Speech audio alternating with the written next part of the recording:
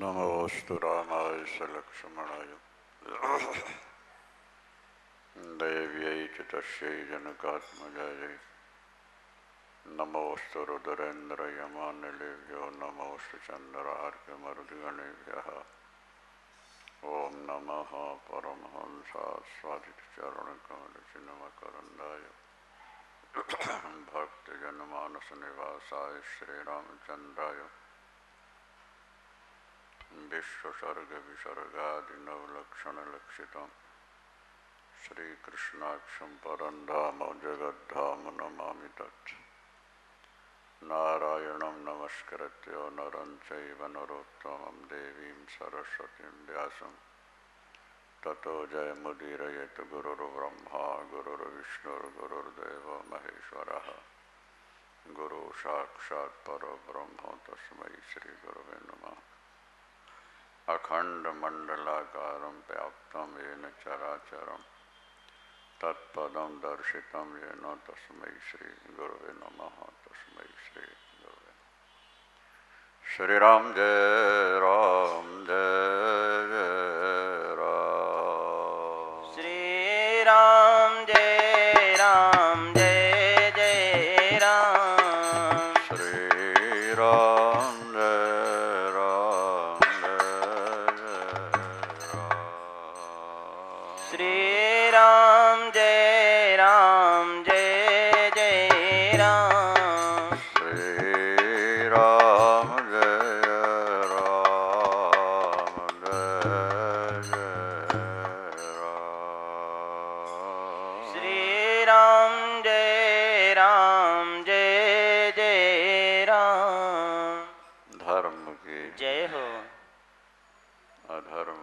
नाश हो, प्राणियों में सद्भावना हो, विश्व का कल्याण हो, गोहत्या बंध हो, गौ माता की जय हो।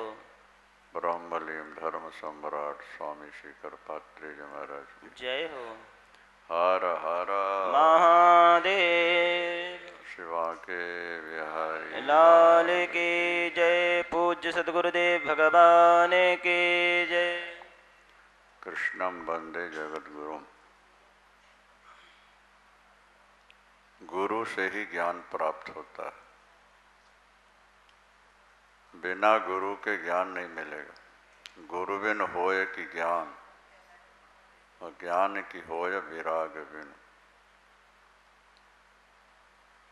चले कि जल बिन नाव, कोट जतन पच पच मरियो। जैसे बिना जल के नौका नहीं चलती,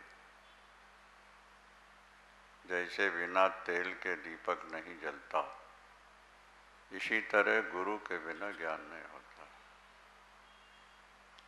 गु माने अंधकार और रू माने प्रकाश। माया अंधकार रूपा है और ईश्वर प्रकाश रूप है। जो अंधकार से निकाल के प्रकाश में खड़ा कर दें वो गुरु कहलाते हैं।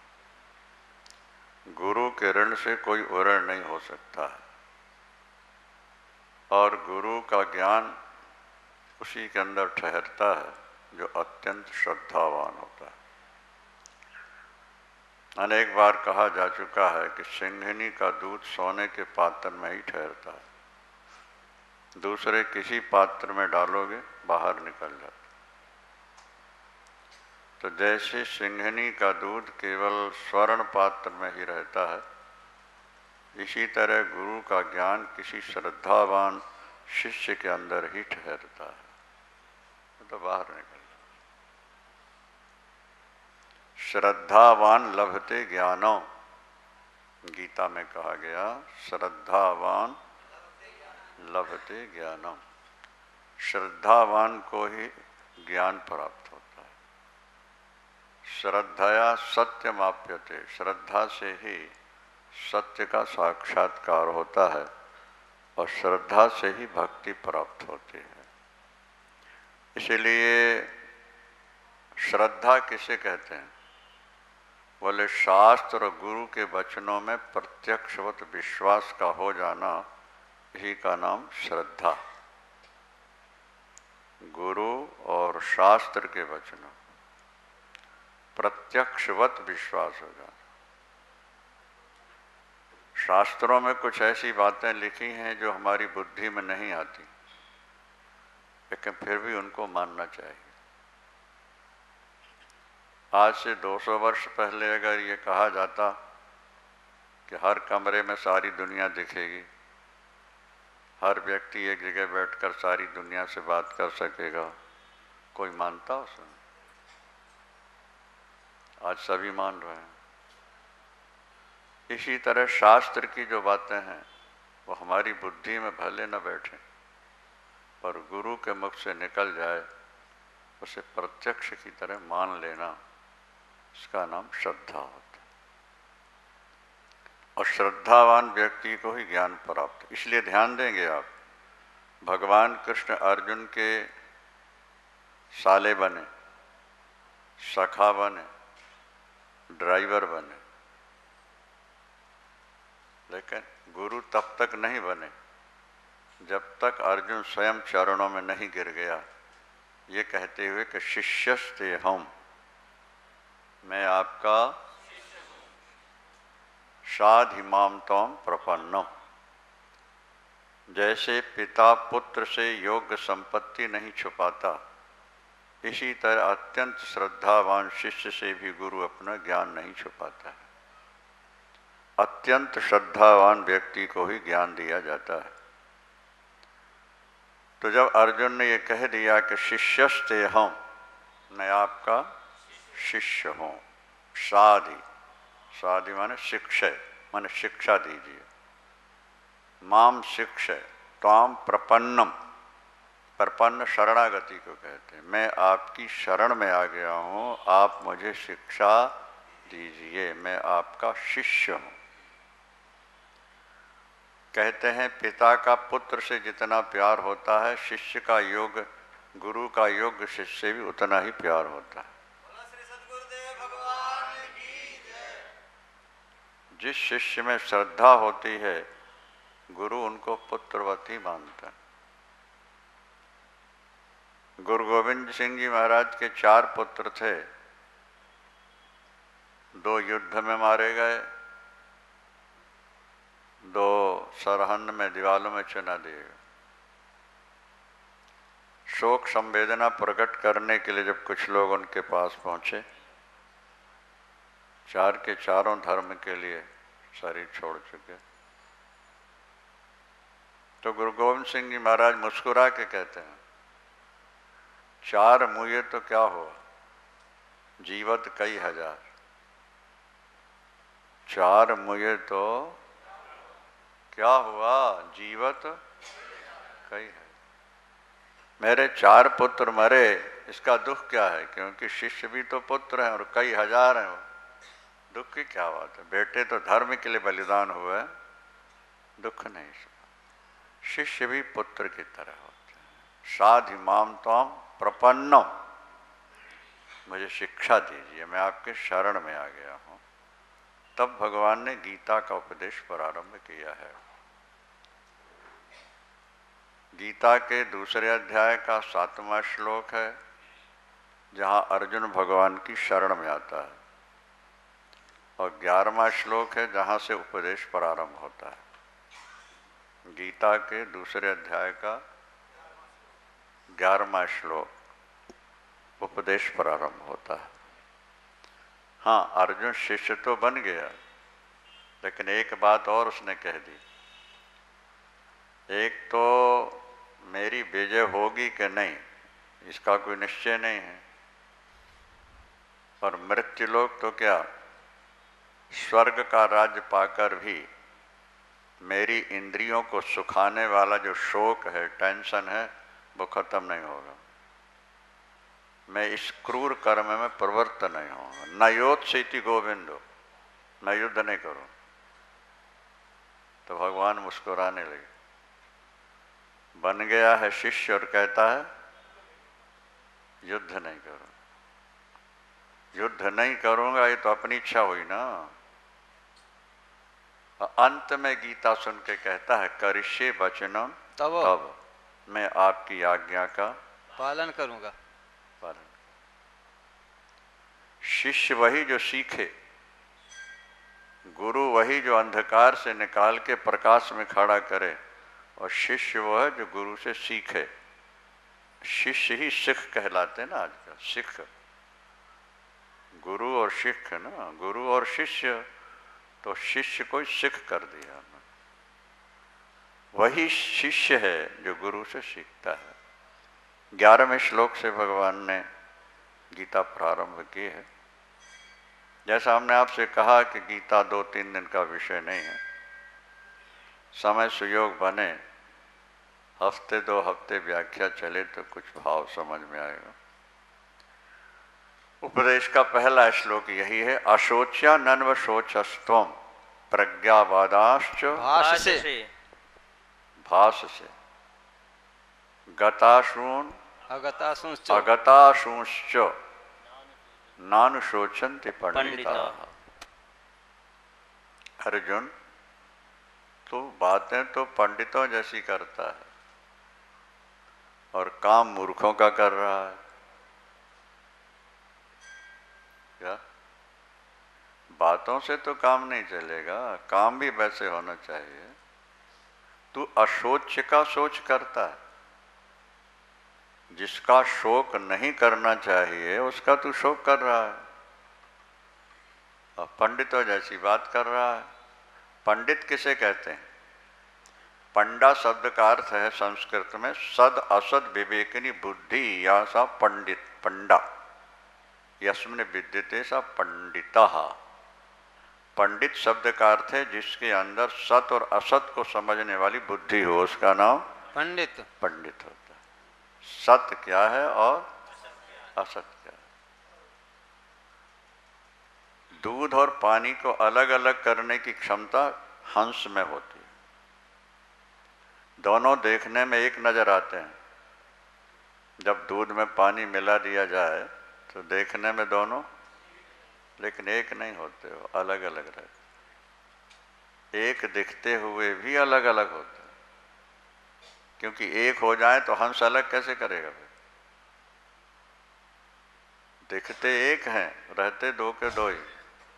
दूध के परमाणु अलग हैं और जल के परमाणु, तो हंस में ये गुण है कि वो दूध पी लेगा, पानी छोड़ देगा। तो पंडित वही है जो दूध पानी की तरह मिले हुए जड़ और चेतन दोनों को एक समझता है, वो मूर्ख है, और जिन दोनों को अलग अलग समझता है वो पंडित हुआ। जब तक दुख और सुख को एक समान नहीं मानोगे तब तक जहां के तहां बैठे हो। यम ही न व्यथयन्ते ते पुरुषम पुरुषर्षवो सम दुख सुखम धीरम सो अमृतत्वाय कल्पते। सत का कभी अभाव नहीं होता अर्जुन, और असत की सत्ता नहीं। सत है आत्मा और असत है शरीर। दोनों दो जगह से आए हैं ना भाई, दोनों को अलग कर दो। जैसे धान है, जीरी है, उसमें एक ही तत्व है कि दो है? दो। हाँ, दो है। तो अपने क्या करना है? छिलका हटाओ, चावल खा लो। बादाम खरीद के लाए हैं आप, तो उसके ऊपर का कवर हटाओ, गरी निकाल के खा लो।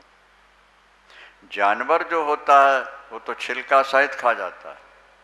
गाय को, बैल को, भैंस को केला डाल दो, क्या करेगा वो? छिलका सहित। हाँ? और इंसान को दो तो छिलका उतार छील करके खाता है। जो बुद्धिमान होते हैं वो तो जड़ को हटाकर चेतन में बैठते हैं, और जो पशुओं की तरह मूर्ख होते हैं वो शरीर को आत्मा मान के संभालते रहते हैं और पशुओं की मौत मर जाते हैं, मानव जीवन व्यर्थ हो जाता है। शरीर से अपने को अलग देखना है, अलग है ही, देखना क्या है? बुद्धि साथ दे। सारी जिंदगी लखनऊ का एक नवाब बिस्तर बिछवाने लगा रात को, ये गद्दा ठीक नहीं गड़ता है, दूसरा लाओ। दूसरा बिछाएगा, अब ये भी ठीक नहीं, तीसरा लाओ, तो चौथा लाओ, 10-15 गद्दे लाएगा तब एक उसको पसंद आया। अब चादर बिछाओ तो वही पसंद नहीं आ रहे, 2, 4, 6, 10 चादर बदले तो एक। ध्यान से सुन रहे हो ना? फिर तकिया लाओ तो ये पसंद नहीं, इसको अलग करो, ये अलग करते करते 10-5 में। रजाई लाओ तो ये मुलायम नहीं, ये थोड़ा कठोर है, तो बदलते बदलते सुबह 5 बज गए। समझ में आ रहा है कि नहीं? शाम को बिछवाना शुरू किया, 5 बजे सुबह तक जाके सेटिंग हो पाई, तब तक सूर्य निकल के आ रहे हैं, बोले अब कल सो जाना। ये संसारी लोग भी उसी नवाब की तरह हैं, ये ठीक नहीं ये बनाओ, ये ठीक नहीं ये करो, ये कर लो, ये कर लो, वो एक करते ही करते जिंदगी गई, यहीं का यहीं रह जाएगा, अकेले चले जाओगे। बोलो वृंदावन बिहारी लाल की जय। गुजारा करो थोड़े में, भजन करो भगवान का, उसी में तुम्हारी जिंदगी सफल होगी। कबीरदास कहते हैं ये संसार पेड़ सेमर का, ये संसार पेड़, आप जानते हैं सेमर का पेड़? नहीं जानते। उसमें फल लगते हैं अनार की तरह। सेमर के पेड़ में फल लगते हैं लेकिन दाने नहीं होते, रुई होती। शक्ल बिल्कुल अनार की है, पर जब सुआ चोंच मारता है ना, रुई निकलती है। ठीक संसार का भी यही स्वरूप है। कबीरदास कहते हैं ये संसार पेड़ सेमर का, ये संसार सुग्गा देख भुलायो, मारी चोंच रुई उड़ गई, हाथ कछु नहीं बाबरे तूने, हीरा जन्म गंवायो, हीरा जन्म गंवायो। तोता जब बैठता है एक फल में चोंच मारता है, रुई निकलती है, 2-4 चोंच मार के दूसरे फल पर बैठता है, शायद इसमें दाने होंगे, फिर उसमें चोंच मारता फिर रुई निकलती, तीसरे में बैठता है, शायद इसमें निकले, तब तक सूर्यास्त हो जाता है। भूखा का भूखा सोया। आज व्यक्ति सोचता इसमें ज्यादा सुख है, ये छोड़ो ये करो, फिर ये नहीं तो फिर ये करो, फिर ये करते करते करते जिंदगी खत्म हो जाती, कर कुछ नहीं पाते। अंतिम लाइन में कबीरदास कहते हैं ये संसार हाट बनिए की, ये संसार हाट बनिए की। हाट क्या होता है भाई? दुकान, बाजार, बाग नहीं बाजार, बाजार को हाट बोलते हैं। ये संसार हाट बनिए की,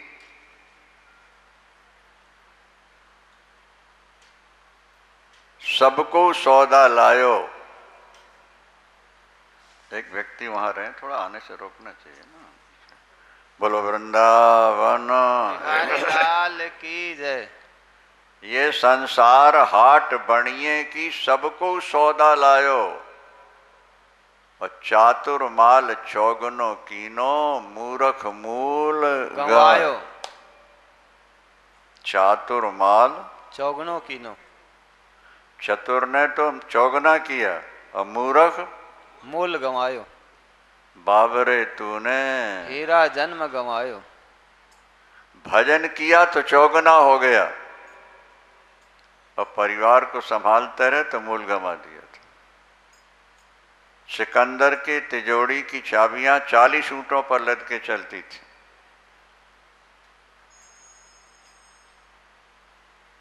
तिजोड़ियां नहीं, कितनी तिजोड़ियां होंगी उसके पास। जब मरा तो किसी शायर ने एक शेर लिखा उसके कफन के ऊपर, इकट्ठे घर जहां के जर, इस सारे संसार के जवाहिरात इकट्ठे कर लिए क्या, पर सिकंदर जब गया दुनिया से तो दोनों हाथ खाली थे। इकट्ठे घर जहां के सभी मुल्कों के माली थे, इकट्ठ सिकंदर जब गया दुनिया से तो दोनों हाथ खाली थे। हमारे आपके शायद भरे जाएंगे ना? देवियों, एक चावल देख लेती हो पक गया, सारे पक गए, एक एक दबाती रहती है। देख लिया संसार में किसके साथ क्या जा रहा है, कौन शांति से बैठा हुआ है। जो संसार के पीछे दौड़ रहे हैं वो दौड़ते दौड़ते मर जाते हैं, कर कुछ नहीं पाते। भगवान कहते हैं असत का भाव नहीं है और असत की सत्ता नहीं।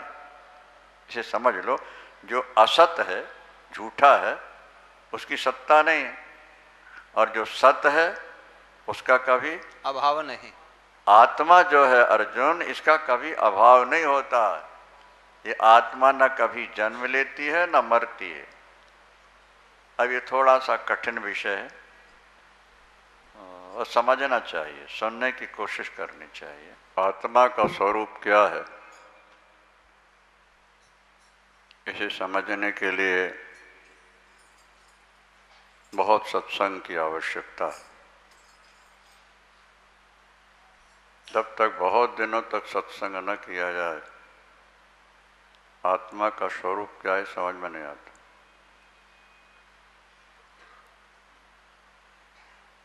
कठोपनिषद में नचिकेता और यमराज का एक संवाद है। नचिकेता के पिता दान कर रहे थे बूढ़ी बूढ़ी गाय, और सर्वस्व दान की प्रतिज्ञा भी थी। तो पुत्र ने कहा, पिताजी सर्वस्व में तो मैं भी आ जाता हूँ, मेरा भी दान कर दो। क्रोध आ गया, जा तुझे मृत्यु को दे रहा हूँ, मृत्युवे त्वाम प्रदास्याम। क्रोध। नचिकेता यमराज के यहाँ पहुँच गए। प्रसंग लंबा है, समय थोड़ा है, संक्षेप में कहें। यमराज कहीं गए हुए थे, 3 दिन बाद लौटे। पत्नी ने कहा, एक ब्राह्मण दरवाजे पर बैठा है 3 दिनों से, पहले उसे आप प्रसन्न करें। यमराज पहुंचे। ब्राह्मण देवता, 3 दिनों से आप यहाँ बैठे हो मेरे यहाँ, इसलिए मैं 3 बार आपको दूंगा,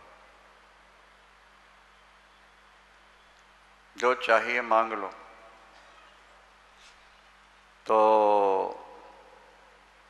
नचिकेता ने कहा, पहला वर तो ये है कि क्रोध में पिताजी ने मुझे कह दिया मौत को दे रहा हूं, अब वो दुखी हो रहे होंगे, उनका दुख दूर हो जाए। पहला वर तो ये, ठीक है, दे दिया। दूसरा वर, स्वर्ग प्राप्ति के लिए हवन किया जाता है, तो मंडप कुंड कैसे बनना चाहिए, कितनी ईंटें उसमें लगनी चाहिए, क्या विधि है, वो हमें वो भी समझा। तीसरा वर्ग क्या है, मृत्यु के बाद आत्मा रहती है या नहीं रहती, और अगर रहती है तो उसका स्वरूप क्या है।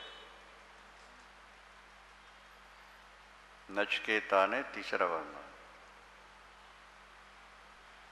यमराज जी ने योग बल से हजारों हाथी रथ घोड़े प्रकट कर दिए और कहने लगे, नचिकेता, इमा रामा सरथा सतूरिया नहीं दृशा लंभनीया मनुष्य ही। कठोपनिषद में इमा रामा, ये सुंदर सुंदर स्त्रियां तुम्हारे सामने खड़ी, दिव्य दिव्य, ये रथ स्वर्ण मंडित है, टूटने वाले नहीं, ये हाथी खड़े हुए हैं, ये तुम ले लो, जितनी लंबी आयु चाहते हो वो मुझसे मांग लो, पुत्र पौत्र प्रपौत्र मांग लो, लेकिन आत्मा का स्वरूप क्या है इस पचड़े में नहीं पड़ो। 2 वर तो आसानी से दे दिए, तीसरे वर के बदले में इतना कुछ दे रहे, सारी पृथ्वी का राज मांगो मैं दे दूंगा तुम्हें, जब तक जीवित रहना चाहो आयु दे सकता हूं। इमा रामा सरथा सदुर्या न हीदृशाम न लंभनीया मनुष्य ही। नचिकेता, ये जो मैंने तुमको दिखाया ये मनुष्य लोक में नहीं मिलेंगे तुम्हें, इसलिए तुम ये ले लो, भोग भोगो, ऐश करो, आत्मा के पचड़े में।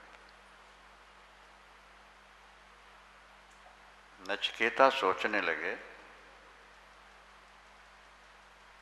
2 बार मांगा, आसानी से दे दिया, और तीसरे वर के बदले में इतना कुछ देना चाहते हैं, तब तो नहीं समझाना चाहते। इसका मतलब यह है कि इन सबसे ज्यादा वो कीमती होगा, तभी तो ये नहीं समझा रहे हैं। तो उन्होंने कहा, यमराज जी ये सब कुछ आपके लिए मुबारक हो, आपके पास रहे हैं, भोगों की मुझे जरूरत नहीं है, क्योंकि इंद्रियाणाम जरयंति तेजा, भोग इंद्रियों के तेज को जला देते हैं। भोगी व्यक्ति रिवर्स हो जाता है, संयमी व्यक्ति आगे बढ़ जाता है। बाकी आप मिल गए हैं तो सब हो ही जाएगा, पर मुझे तो केवल यही समझना है कि आत्मा का स्वरूप क्या है, तो रहता है मरने के बाद या नहीं। यमराज ने कहा, ऐसा श्रोता वक्ताओं को प्राप्त होता रहे, ये भगवान से प्रार्थना है। नचिकेता, मैंने इतने प्रलोभन दिए, बड़े बड़े विद्वान तपस्वी भी इसमें डूब जाते हैं आकर, पर तुमने इनकी परवाह नहीं की, इसलिए तुम आत्म तत्व सुनने के अधिकारी। फिर आत्म तत्व का उपदेश दिया। आपके समझ में ना आए तो आश्चर्य नहीं है, और समझ में आ जाए तो आश्चर्य है। बोलो वृंदावन हरि लाल की जय। आत्म तत्व आपकी समझ में आ जाए तो आश्चर्य, और ना आए तो कोई आश्चर्य। बोले हमने MA AA PhD कर रखी, कैसे नहीं समझ पाएंगे? समझ सकते हो, बड़ी अच्छी बात। इसके लिए बहुत त्याग की जरूरत है, तप की जरूरत है। भगवान कृष्ण कहते हैं, अंतवंत इमे देहा नित्यस्योक्ता शरीर अनाशिनो अप्रमेयस्य तस्माद् युद्धस्य भारत। आत्म तत्व व्यापक है, आकाश से भी ज्यादा सूक्ष्म है, और सारे शरीरों की आत्मा एक ही। हर व्यक्ति अपने से दूसरे को भिन्न मानता है, लेकिन भगवान कृष्ण कहते हैं सबके अंदर एक ही आत्मा। ये वेदांत सिद्धांत है, अद्वैतवाद है। अगर सबकी आत्मा एक है तो सबका स्वभाव एक होना चाहिए, सबका जन्म एक साथ हो, सबकी मृत्यु एक साथ हो, सबकी सुंदरता है। ऐसा नहीं, ऐसा नहीं। 3 शरीर हैं, स्थूल, सूक्ष्म और कारण। जैसे मोबाइल है, एक ही फैक्ट्री के 100 मोबाइल आप ले लो, समझे? और उसमें सिम कार्ड है, किसी ने फिल्मी गीत भर रखे हैं, और किसी ने प्रवचन भर रखे हैं, किसी ने कुछ भरा है। तो मोबाइल तो सब एक से हैं, बैटरी सबकी एक सी है, और एक ही पावर से सब चार्ज होते हैं, और बोलते सब अलग अलग हैं कि नहीं? बहुत सुंदर। समझ में आ रहा नहीं आ रहा है आपके? दूसरा उदाहरण सुनो, ये पावर है, पावर से अनेक कार्य होते हैं अलग अलग। पावर से पंखा चल रहा है, पावर से माइक चल रहा है, पावर से लाइट जल रही है, पावर से बड़े बड़े कल कारखाने चल रहे हैं। हम कहा करते हैं कि एक ही प्लग में 2 तार फंसा दो, और एक तार हीटर में लगा दो और एक फ्रिज में लगा दो, क्या होगा? एक में पानी बर्फ हो जाएगा और दूसरे में गर्म। तो पावर दो तरह के होंगे ना? हाँ, एक ही तरह का। क्यों? जब एक में वो पावर बर्फ बना रहा है पानी को, दूसरे में उबाल रहा है, तो फिर दो तरह के पावर होंगे ना भाई? नहीं। अरे बोले पावर तो एक का ही है, मशीन जैसी होती है, कार्य वैसा हुआ करता है। इसी तरह से आत्मा सबकी एक ही है। ये जो सूक्ष्म शरीर है सिम कार्ड, ये पुराने कर्मों के अनुसार जैसा बना है उससे वैसी क्रिया भिन्न भिन्न होती रहती है, इसलिए भिन्नता को नहीं। बोलो श्री सद्गुरुदेव भगवान की जय। भिन्न भिन्न क्रियाओं को देख करके आत्मा की भिन्नता की कल्पना नहीं करनी। कठोपनिषद में यमराज कहते हैं, अग्निर्यथैको भुवनम प्रविष्टो रूपम रूपम प्रतिरूपो बभुवो एकस तथा सर्वभूतांतरात्मा रूपम रूपम प्रतिरूपम बहिश्चो। माचिस की डिबिया है, 50 तीलियां हैं, हर तीली की आग अलग अलग होनी चाहिए। हाँ, देखो सिरे ला रहे नहीं, नहीं। जब तीलियां अलग अलग हैं तो फिर आग भी तो अलग अलग होनी चाहिए ना? नहीं, तीलियां अलग हैं लेकिन आग सब में एक। आपके घरों में नल अनेक हैं लेकिन पानी सब में एक है। आपके गैस के चूल्हे अनेक हैं पर आग सब में एक है। सिलेंडर अनेक हैं पर गैस सब में एक है। इसी तरह शरीर अनेक है, आत्मा सबके अंदर एक है। ये भगवान कृष्ण का सिद्धांत है। बोले सच्चिदानंद भगवान की जय। अलग अलग दिखते हुए सब एक ही हैं। आपके टायर ट्यूब अनेक हैं लेकिन हवा सब में।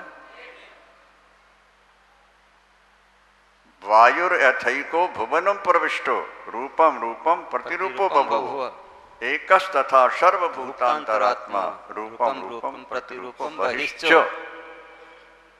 न जायते म्रियते वा कदाचिन नायम भूत्वा भविता वा न भूया अजो नित्या शाश्वतोयम पुराणो न हन्यते हन्यमाने शरीरे। हन्यमाने शरीर। अर्जुन, आत्मा का न कभी जन्म हुआ है न मृत्यु होगी। ये अजन्मा है, ये व्यापक तत्व है, ये निराकार निर्विकार तत्व है। इसको शस्त्र काट नहीं सकते, इसे पानी गीला नहीं कर सकता, हवा सुखा नहीं सकती, आग जला नहीं सकती। चारों धर्मों से अलग। अच्छा देखो, आग सबको जला देती है ना, ठीक है? आकाश को जलाती है कि नहीं? हवा सबको सुखा देती है, आकाश सूखता है नहीं।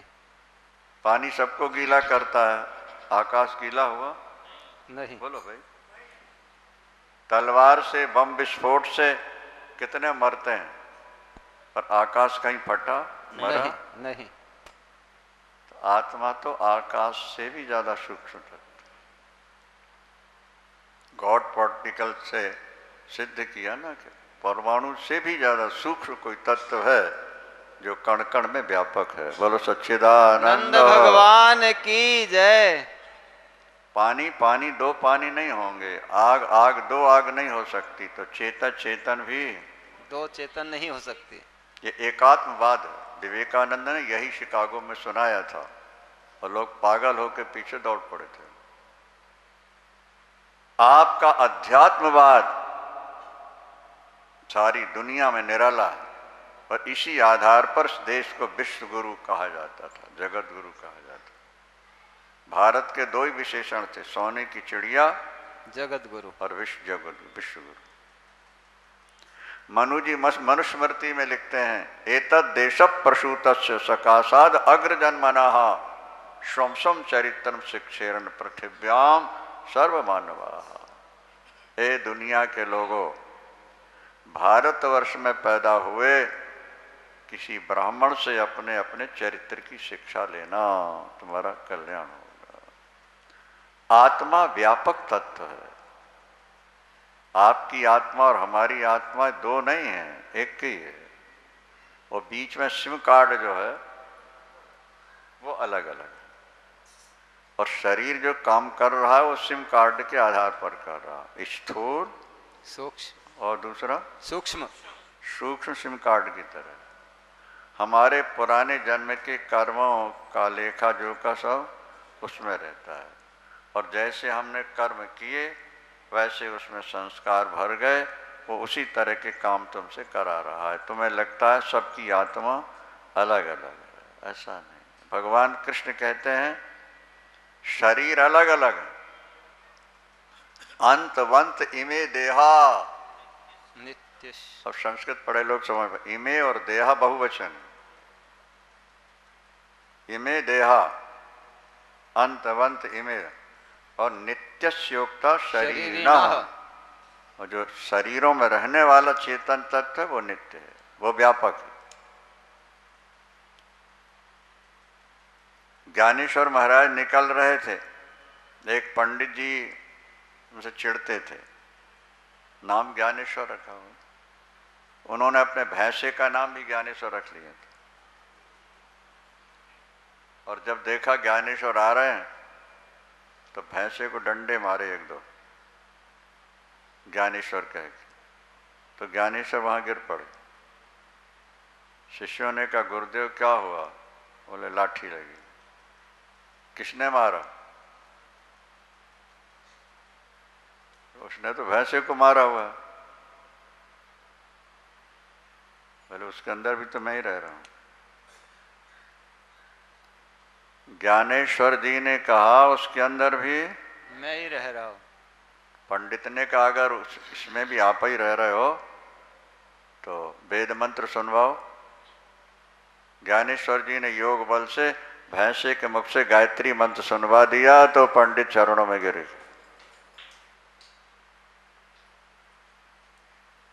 आत्मा एक है, हम किसी को धोखा नहीं दे रहे, धोखा खाने की तैयारी कर रहे हैं। हम किसी को लूट नहीं रहे, लूटने की तैयारी कर रहे हैं। हम किसी को दुख नहीं दे रहे, दुखी होने की तैयारी कर रहे हैं। 4 वेद 6 शास्त्र में बात मिली है दो, दुख दिए दुख होत है और सुख दिए सुख होए। सोए। तुलसी यातन खेत है, मन बच कर्म किसान, पाप पुण्य 2 बीज हैं, भवै सुलुने निदान। आत्म तत्व को यही श्लोक लिखा हुआ है, देख लो। आश्चर्यवत् पश्यति कश्चिदेनम, आश्चर्यवत् बदत तथैव चान्यः, आश्चर्यवच्चैन मन्यः शृणोति, श्रुत्वाप्येनं वेद न चैव कश्चित्। भगवान कृष्ण कहते हैं अर्जुन, इसका वक्ता भी आश्चर्य है और श्रोता भी आश्चर्य करते हैं, क्योंकि अलग अलग शरीरों में अलग अलग आत्मा को मानने वाले जब वो एक ही आत्मा सुनते हैं तो आश्चर्य करते हैं। क्या आश्चर्यवत् पश्यति कश्चिदेन, और ज्ञानी लोग आश्चर्य की दृष्टि से देखते भी हैं। और अर्जुन, कुछ लोग सुन के भी समझ नहीं पाते।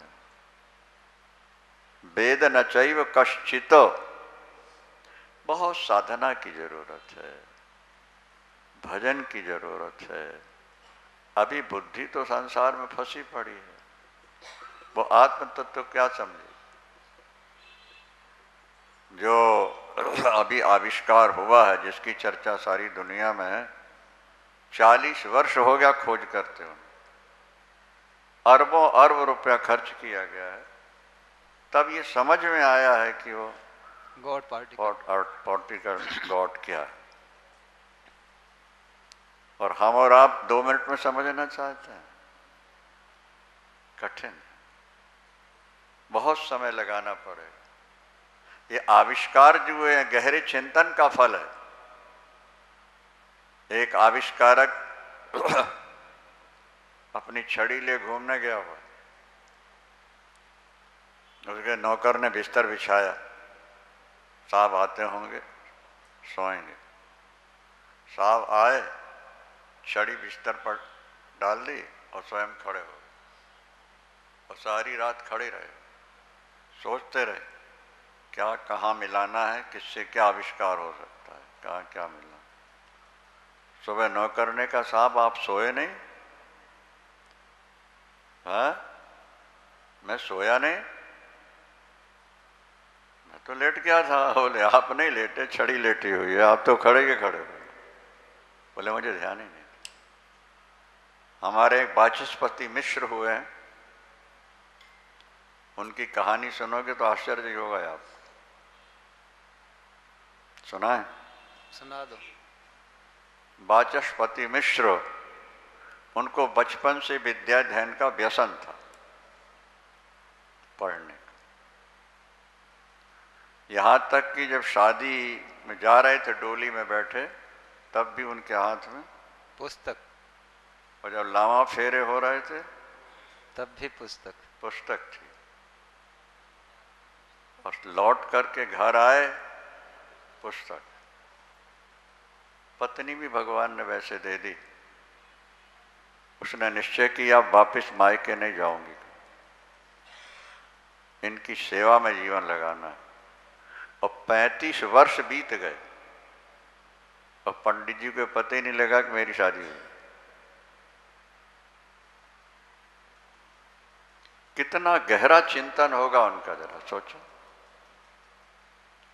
वो पत्नी यहाँ वहाँ सिलाई कढ़ाई का काम करके भोजन की व्यवस्था, जब वो स्नान वगैरह करने जाए तो सारी व्यवस्था साफ सुथरा करके उनका सामान रख के अलग हो जाती, सामने नहीं आई। 35 वर्ष बाद एक दिन पंडित जी पढ़ रहे थे, उन दिनों ये लाइट नहीं थी, तो दीपक जलता, उसमें गुल आ जाती है ना, गांठ जैसी, लाइट कम हो जाती है, तो और ऐसे कर, पत्नी को लगा कष्ट हो रहा हो, आई, गुल झराया, चल पड़ी। गुल झरी तो प्रकाश हुआ, तो देवी रुको, नहीं नहीं आप अध्ययन करिए। तुम कौन हो, कहाँ से आई हो, क्या हो, परिचय तो दो। नहीं पूछे तो अच्छा है, नहीं मैं जानना चाहता हूं, मैं आपकी विवाहिता पत्नी हूं। पुस्तक हाथ से नीचे गिर गई। मेरा विवाह भी हुआ? कब हुआ? 35 वर्ष पहले। तुम आज तक सामने नहीं आई? मैंने लावा फेरे में देख लिया था कि उस समय भी आपके हाथ में पुस्तक थी। मैंने सोचा इनके भजन में, स्वाध्याय में बाधा नहीं डालना मेरे को, इसलिए मैं दूर दूर रहकर आपकी सेवा करती रही। इसलिए आप बाधा आप कर। देवी कुछ मान रो पड़े, तुम साक्षात सरस्वती हो, तुमने मेरे अध्ययन में सहयोग दिया, क्या चाहती हो? हर कन्या विवाह के बाद मां बनना चाहती है। अब तो मां बनने का समय निकल चुका है, पर मैं तुम्हारा नाम अमर बनाने के लिए जो टीका लिखूंगा, ब्रह्म सूत्र एक ग्रंथ है, अपने कठिन है, वो बहुत कठिन ग्रंथ, व्याख्या जो लिखेंगे उसका नाम है भामती। पत्नी का नाम भामती था। बोले पुत्र से नाम चलता है, पौत्र से, तो मैं टीका जो लिखूंगा उसका नाम भामती टीका लिख। आज भी भामती टीका बड़े बड़े जो उच्च कोटि के विद्वान हैं उनके समझ में जल्दी नहीं है। ऐसे गहराई में जाने वाले लोग आत्म तत्व को मुश्किल से समझ पाते हैं। वृंदावन बिहारी लाल की जय। हमारा एकात्मवाद जो है ये भारत की पूंजी है। न जायते म्रियते वा कदाचिन नायम भूत्वा भविता वा न भूया अजो नित्य शाश्वतोयम पुराणो न हन्यते हन्यमाने शरीरे। शरीर के नष्ट होने पर भी यह नहीं मरता, न जन्म लेता है न मरता है। अब ये बात कैसे समझ में आएगी आपके? हम तो जन्म लेते भी देखते हैं और मरते भी देखते हैं। हम एक उदाहरण देते हैं, अगर आप समझ पाओ तो अच्छी बात है। कुम्हार घड़े को बनाता है, ठीक है, कुम्हार ने घड़े को जन्म दिया कि घटाकाश को भी जन्म दिया उसने? नहीं।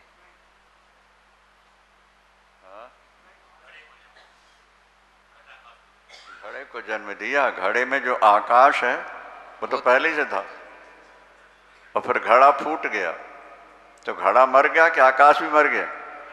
घड़ा मरा। घड़ा अर्जुन, ये शरीर घड़े की तरह है, ये जब बाहर आता है चेतन तत्व इसके अंदर तो पहले ही से है, और ये आगे भिसक जाता है, और चेतन तत्व आकाश की तरह जहाँ का तहाँ जीव का त्यों बना रहता है, ना उसका जन्म है ना कभी मृत्यु। वो सच्चिदानंद रूप है और वही तू है। जीव का विशेषण क्या है? रामायण में जीव का विशेषण और ईश्वर का विशेषण, एक मिनट में